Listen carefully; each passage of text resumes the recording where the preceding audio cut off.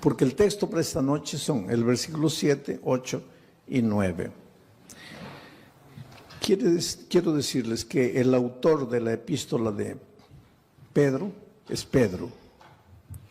Algunos estudiosos de la Biblia no creen que Pedro fue el autor, porque Pedro habla de profunda teología profunda,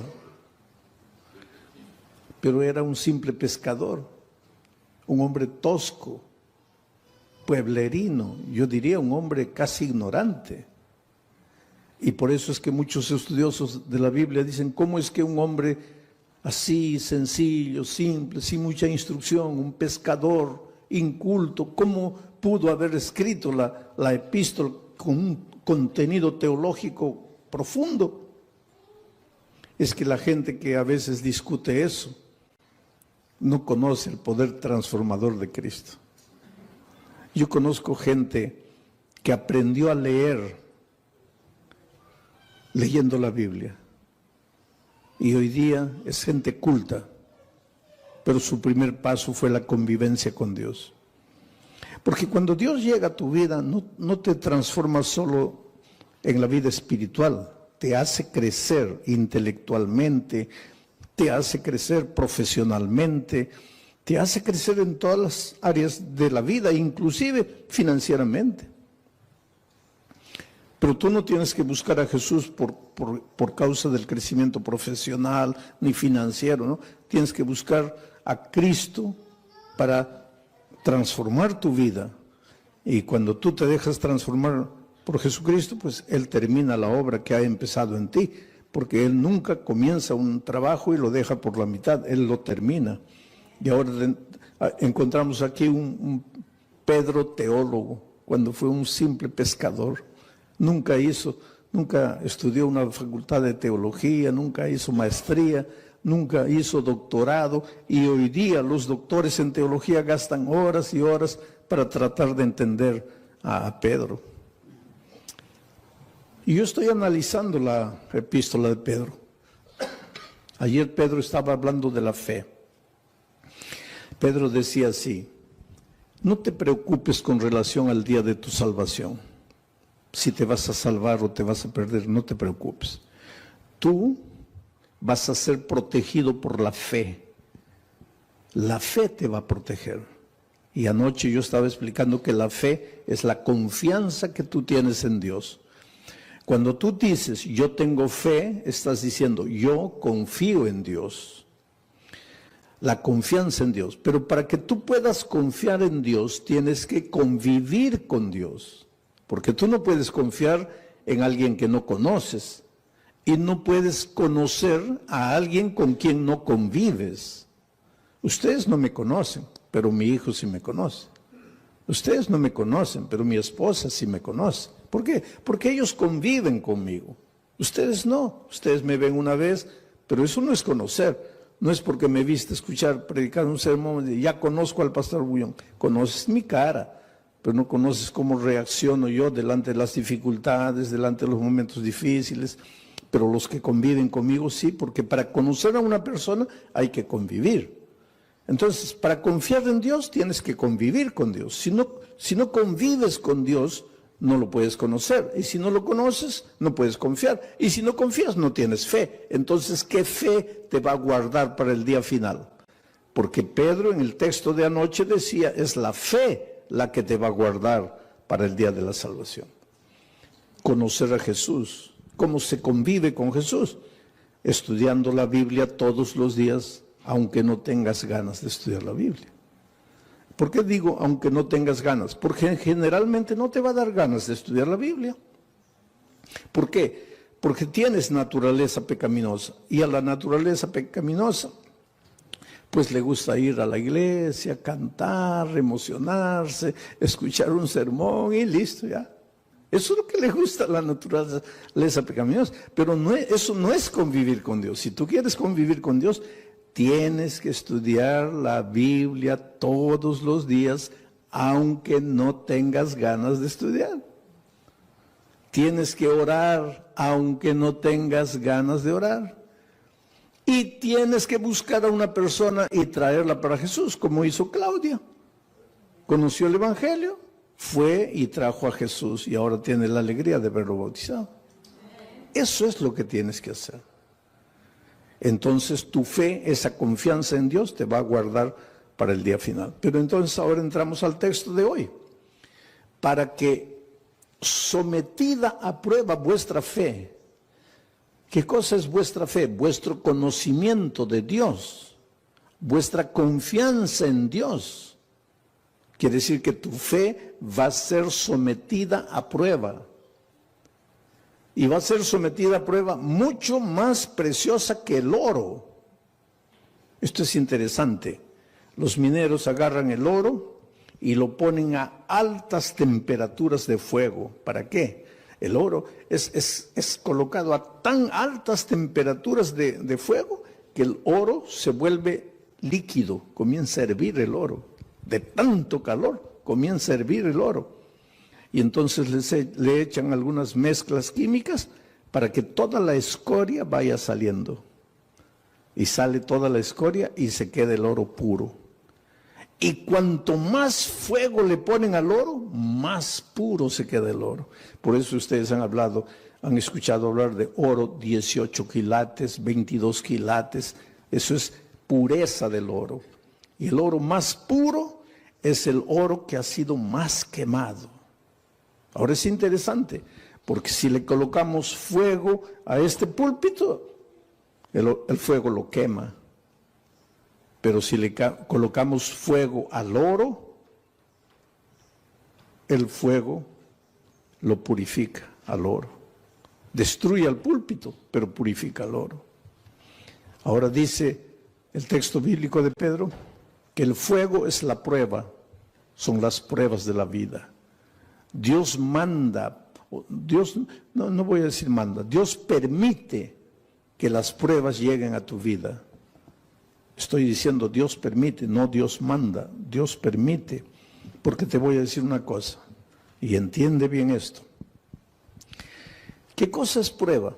Todo lo que te hace sufrir, lo que te hace llorar, lo que te aflige, pérdida del empleo, tu hijo se enferma, tu mamá muere, tu esposo te abandona. Aflicciones, pruebas, todo eso, por favor, nunca digas, Dios me está mandando la prueba, porque Dios no manda pruebas. Todo lo que te hace sufrir no viene de Dios, viene del diablo. Porque Dios dice, he aquí los pensamientos que tengo acerca de ti, pensamientos de paz y no de guerra, pensamientos de amor y no de odio. Dios solo quiere lo mejor de lo mejor para ti. Pero vives en un mundo de dolor. Hasta que Cristo venga, estamos peregrinando en el desierto del dolor de esta vida. Y muchas veces quien nos manda el sufrimiento, el dolor, es el diablo. ¿Y por qué te hace sufrir el diablo? Esto es interesante y esta noche vas a entender. ¿Por qué el diablo te hace sufrir? Tú no le has hecho nada al diablo. ¿Por qué te hace sufrir? Porque él es el origen de la enfermedad, él es el origen de los accidentes, él es el origen de las tragedias. Todo lo que te va mal en la vida es porque él está por detrás de eso. Pero ¿por qué te hace sufrir si tú no le has hecho nada al diablo? Ahora te voy a explicar. Es que el enemigo del diablo no eres tú, es Jesús. Él quiere derrotar a Jesús. ¿Te acuerdas en el cielo? El diablo se levantó queriendo usurpar el lugar de Jesús. Hubo una pelea en el cielo, dice Apocalipsis, hubo una batalla, el diablo perdió y fue expulsado del cielo. Pero cuando el diablo salió del cielo, déjame imaginar esta escena. El diablo estaba saliendo y miró y le dijo a Jesús, está bien, me venciste una vez, pero la pelea no está acabada. Me venciste ahora, pero ya vas a ver cuando nos encontremos por segunda vez. y fue expulsado. Entonces, cuando Jesús nació en esta tierra, cuando vino a salvarnos del pecado, Jesús era un nené indefenso. Y el diablo dijo, ahora sí, no lo pude derrotar en el cielo, pero ahora como un niño yo lo agarro y lo mato. Y miren lo que el diablo hizo. ¿Vino a matarlo personalmente? No, porque el diablo es cobarde. El diablo nunca muestra la cara. ¿Qué hizo el diablo para matar a Jesús? Se metió al corazón del rey Herodes. Firmó un decreto de muerte para mandar matar a todos los niños menores de 2 años. Y cuando Herodes firmó el decreto de muerte, ahí el diablo dijo, ahora sí, lo voy a matar. De esta no se salva. Pero esa misma noche, el Espíritu de Dios se presentó a José y le dijo, toma al niño y a su madre y vete a Egipto, porque lo van a matar. Y cuando José huyó para Egipto, el diablo se quedó mordiendo los labios de rabia y dijo, me venciste por segunda vez. Después, cuando Jesús comenzó su ministerio, antes de comenzar su ministerio, se fue al desierto a ayunar 40 días, ¿te acuerdas? 40 días sin comer, pues Jesús estaba debilitado, flaco. Ahí el diablo pensó, ahora lo agarro. No lo gané, no lo derroté en el cielo, no lo derroté cuando era niño, pero ahora lo agarro, está debilitado, 40 días sin comer, lo agarro. Y vino como diablo, no, porque el diablo nunca muestra la cara, se disfrazó de ángel de luz y trató de engañarlo, pero no pudo, porque Jesús conocía la palabra de Dios. Y entonces derrotó al diablo por tercera vez. 3-0. Ya era casi goleada. Pero entonces el diablo esperó, dijo, la cuarta es la vencida. Y hubo una cuarta. Cuando el diablo se metió al corazón de los soldados, porque ya les dije, el diablo nunca muestra la cara, y los soldados prendieron a Jesús y lo llevaron al Calvario. Y lo clavaron. Y cuando Jesús murió, ahí sí el diablo dio una carcajada. Dijo, ahora sí lo vencí, lo acabé. Lo acabé. Al tercer día Jesús resucitó. Y al resucitar, ahí sí, es como si hubiera agarrado una estaca y lo hubiera clavado en el corazón del diablo. El diablo sabe que está perdido, está derrotado. El diablo no te puede hacer nada, querido. El diablo ya está perdido. El diablo ya con Cristo no puede. Entonces, como no puede con Cristo, se las agarra contigo. Es como si yo tuviera, vamos a decir, yo tuviera un hijito de 2 años. Pero tengo un vecino que quiere pelear conmigo. Viene, una bofetada, se va llorando el pobre. Pero es terco. Viene una segunda vez. Otra bofetada, se va llorando. Pero es terco. Viene la tercera vez. Ahí ya ni levanto la mano, ya sale corriendo. Entonces llega a una conclusión mi vecino. No, con este no puedo. Este fuerte. Entonces aprovecha que yo me vengo a Corpus Christi a predicar. Y agarra a mi hijito de 2 años a puntapiés y lo revuelca en la calle. Pues eso es lo que el diablo hace. Con Cristo no puede. Entonces él sabe que lo que más Jesús ama eres tú. Y ya que no puede con Cristo, se las agarra contigo. Y te hace sufrir. Y te hace perder el empleo. Y hace que tu hijito nazca enfermo, y esto y aquello. En realidad el diablo no tiene nada contra ti. Él te hace sufrir porque sabe que haciéndote sufrir a ti, está haciendo sufrir al Señor Jesucristo.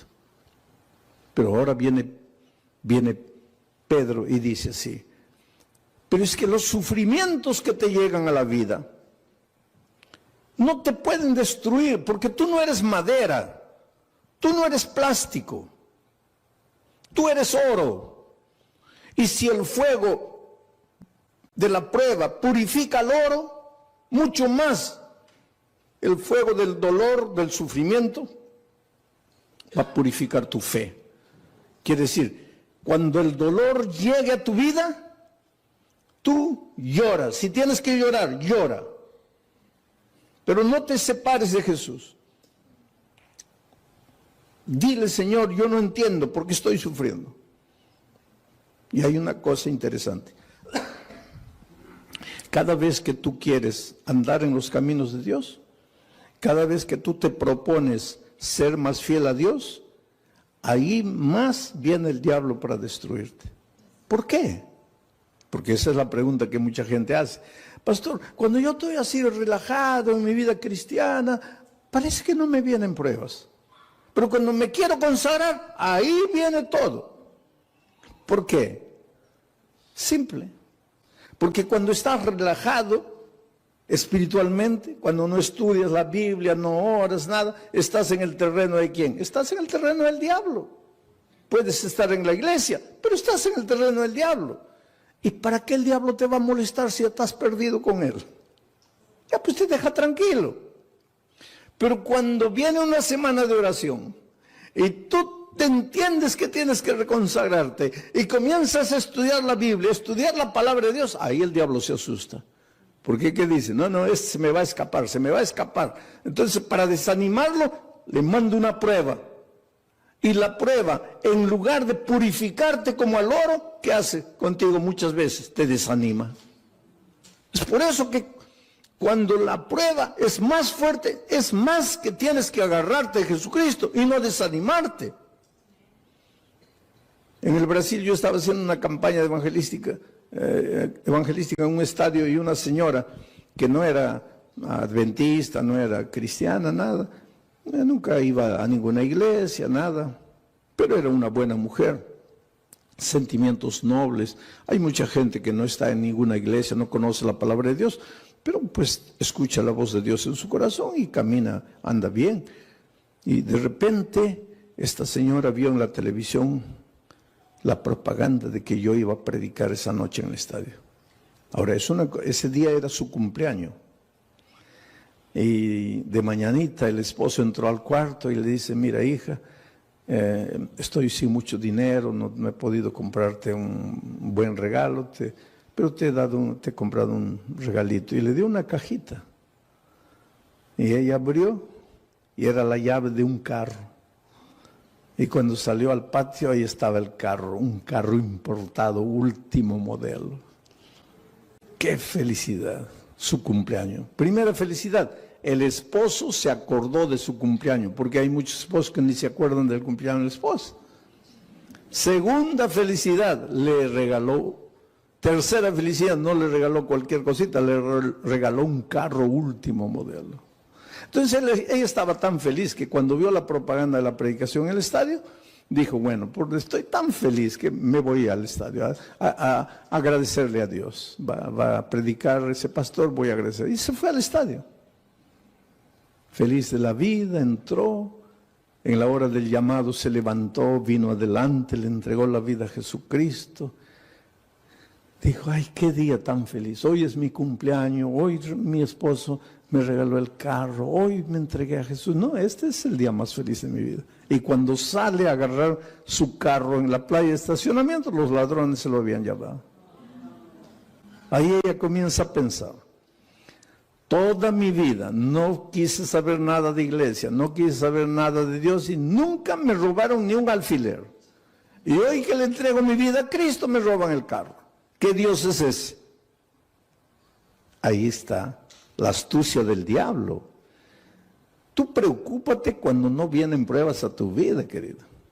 Porque a veces no vienen pruebas a tu vida porque el diablo está tranquilo contigo. ¿Para qué te va a mandar pruebas? Pero atrévete a entregarte al Señor Jesús, a caminar en sus caminos, que ahí viene el diablo con todo para desanimarte. Ahora vamos al texto bíblico una vez más.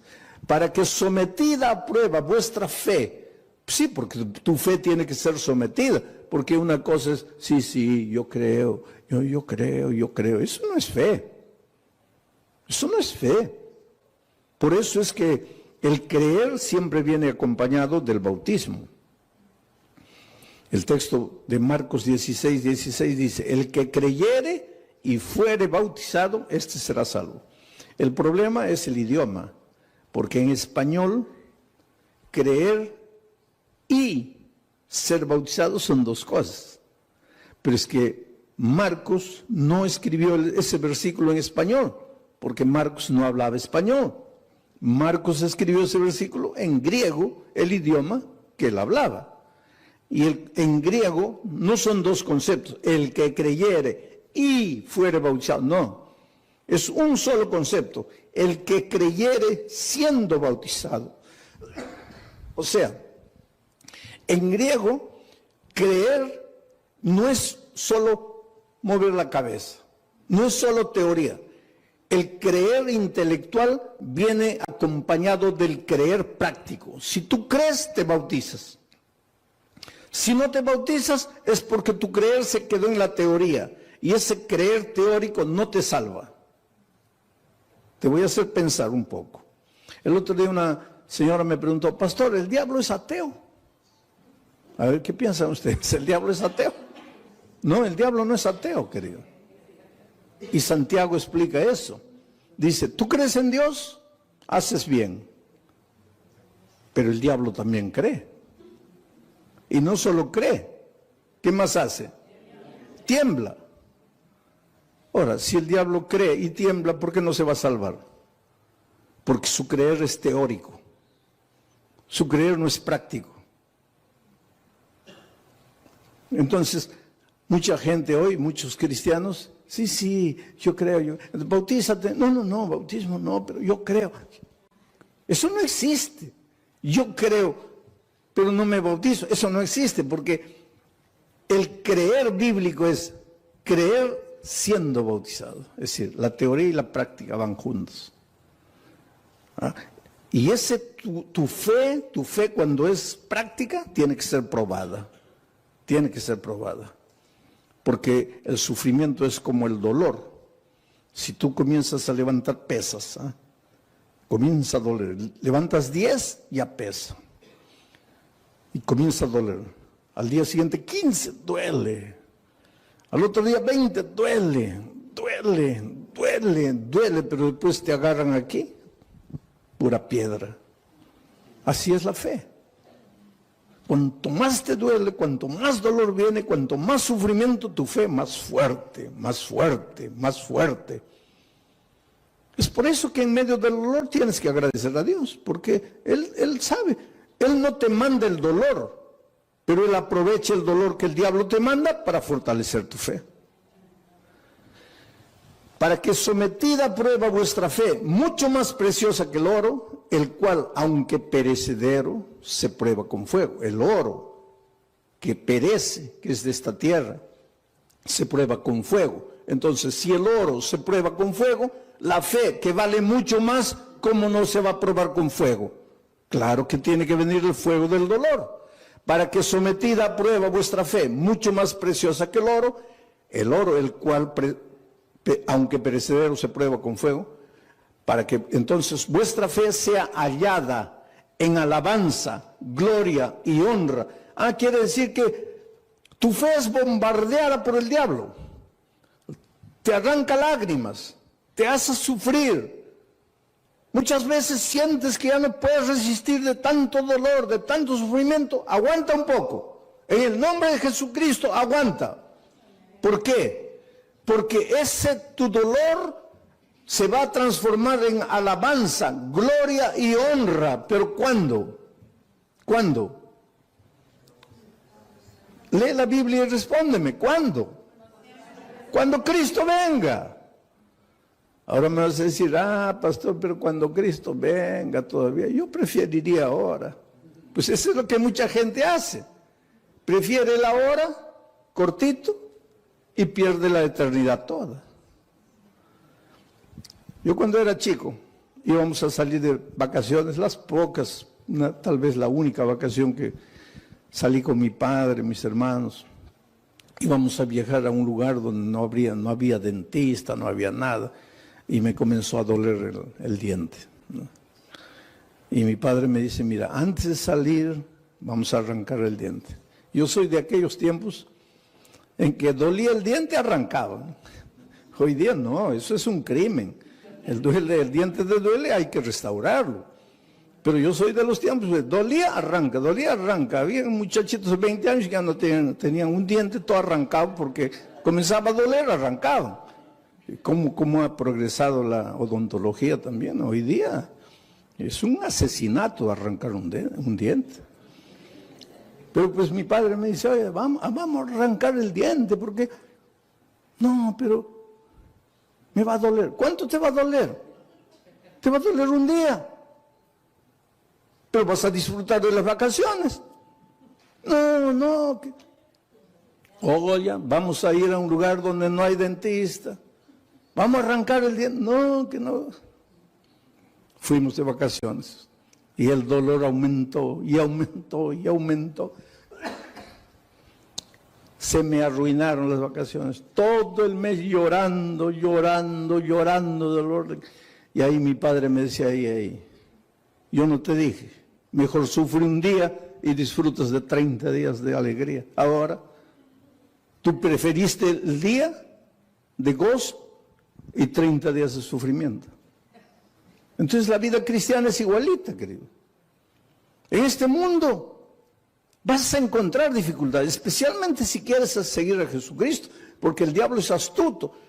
Tú tienes un buen empleo, pero ahora descubres que el sábado es el día santo del Señor y quieres guardar el sábado, ya vienen los problemas. Pero hay una cosa, no te desanimes.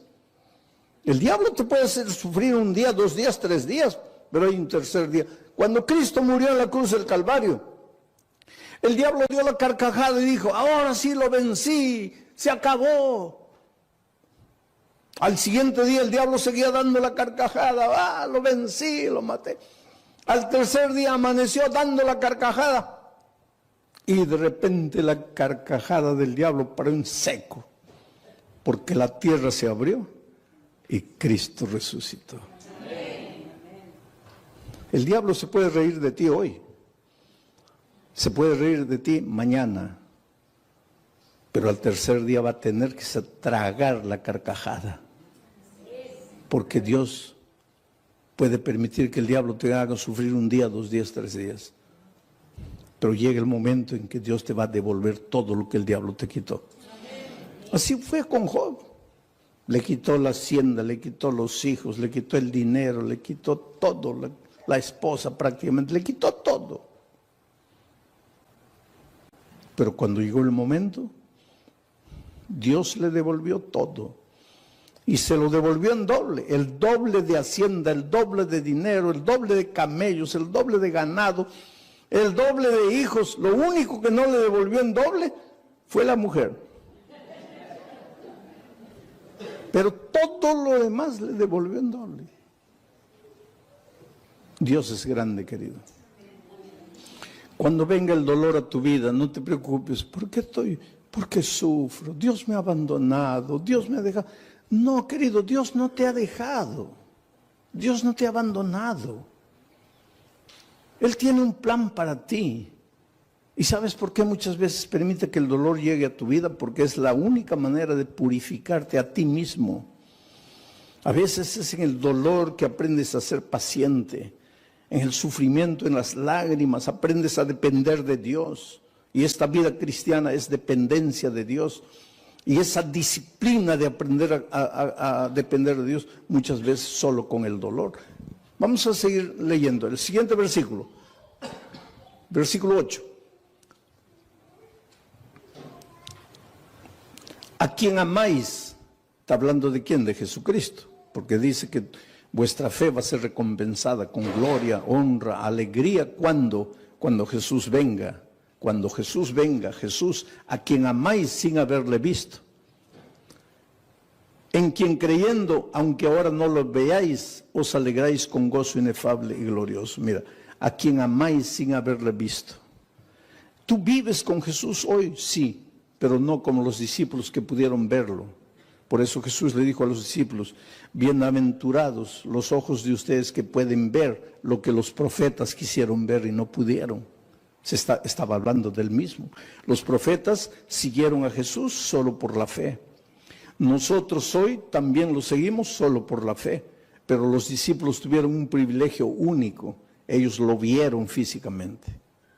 Pero aunque nosotros no podamos verlo físicamente, igual podemos verlo a través del estudio de la Biblia, de la oración y trayendo una persona para Cristo. Estamos conviviendo con Jesús. Pero aquí el asunto es, ¿quién escribe a quien amáis sin haberle visto? ¿Quién escribe este versículo? Pedro. ¿Y Pedro lo vio? ¿Y lo amó? ¿Y por qué lo traicionó? Ustedes se acuerdan que después de la traición Jesús ya había resucitado y los discípulos estaban en la playa.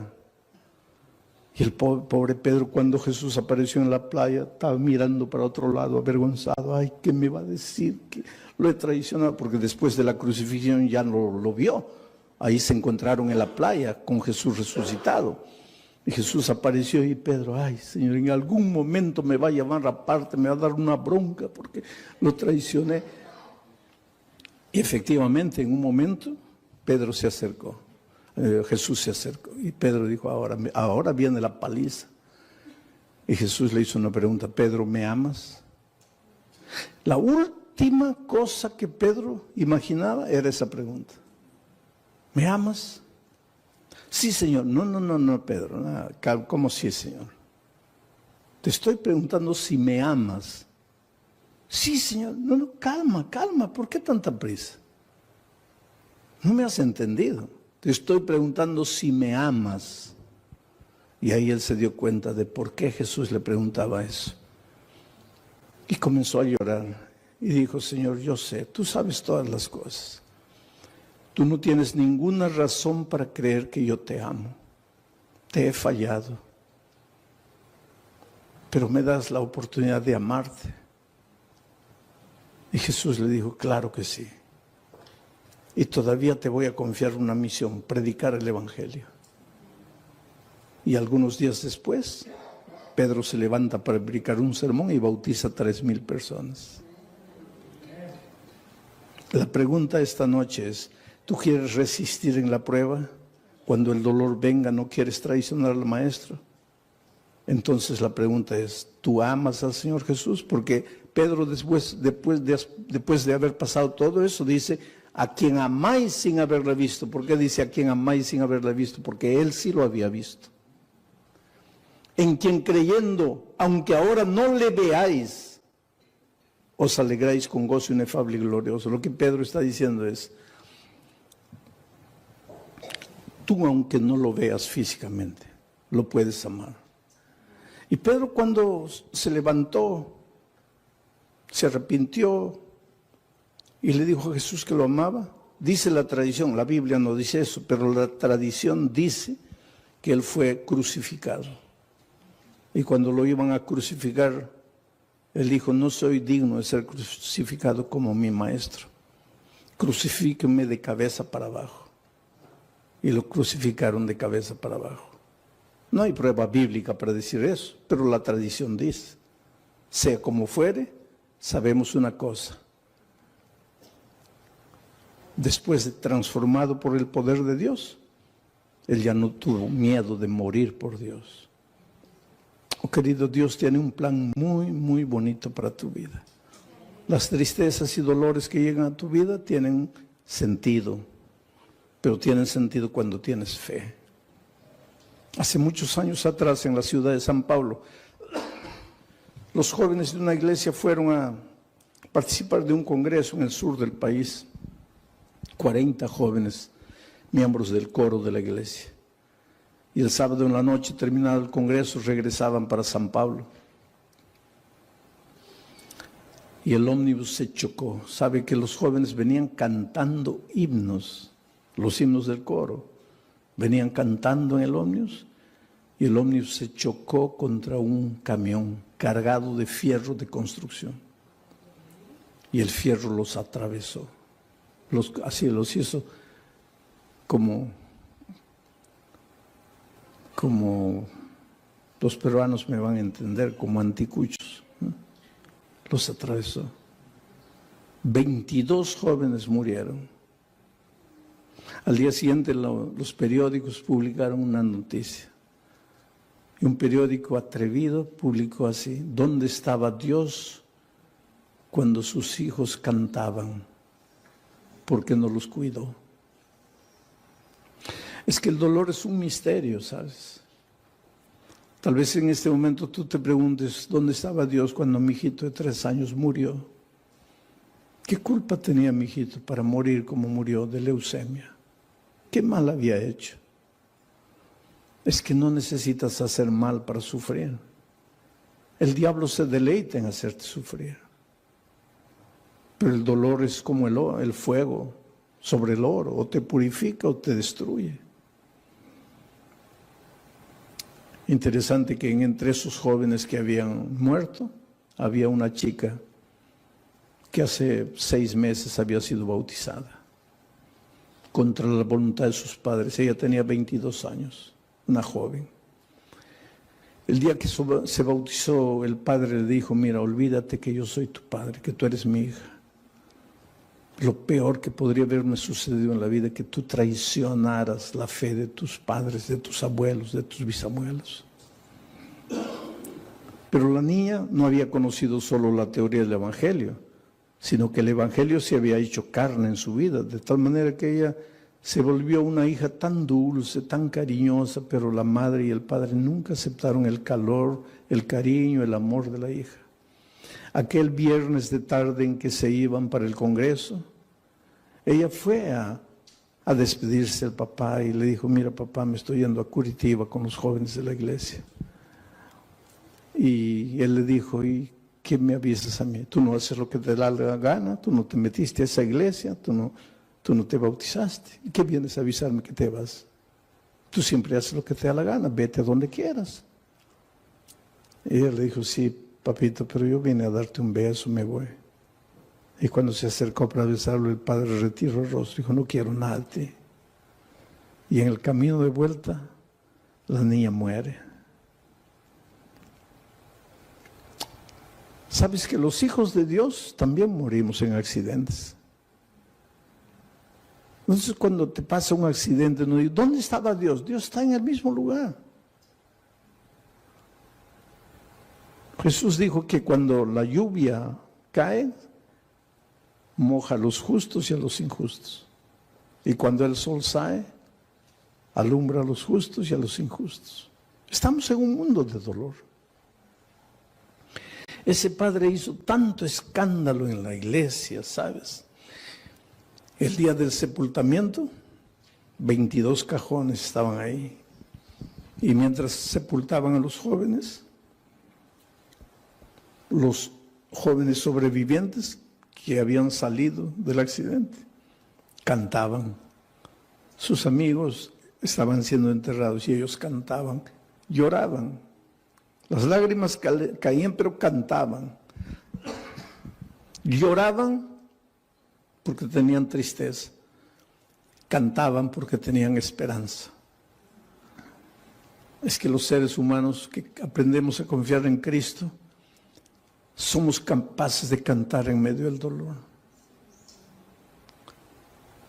Mientras que el padre estaba destruido ahí, ¿sabes? Y cuando llegó el momento del bajar el cajón de la hija, él se arrojó y decía: entiérrenme con ella, quiero morir. Y abrazando al cajón le decía: mira hijita, el viernes me quisiste dar un beso y yo no sabía que era el último beso y te rechacé. Por favor, perdóname. Quiero morir, quiero morir, quiero morir. Fue una escena triste, dramática, cuando sacaron al padre, terminó el entierro, todos se fueron. El hombre se quedó solito junto a la tumba de su hija. Y la mejor amiga de su hija, que salió viva del accidente, que fue justamente la que la llevó al Evangelio, al conocimiento de la palabra de Dios, Ya cuando se estaba yendo, volteó y vio que el papá de su amiga estaba ahí junto a la tumba y dijo, voy a volver. Yo sé que él no quiere hablar con nadie, pero voy a volver. Y volvió. Y se paró junto a él. Y él la miró, ¿qué quieres? Le dijo, mire, su hija va a resucitar. ¿Qué? Su hija va a resucitar. ¿Cómo va a resucitar?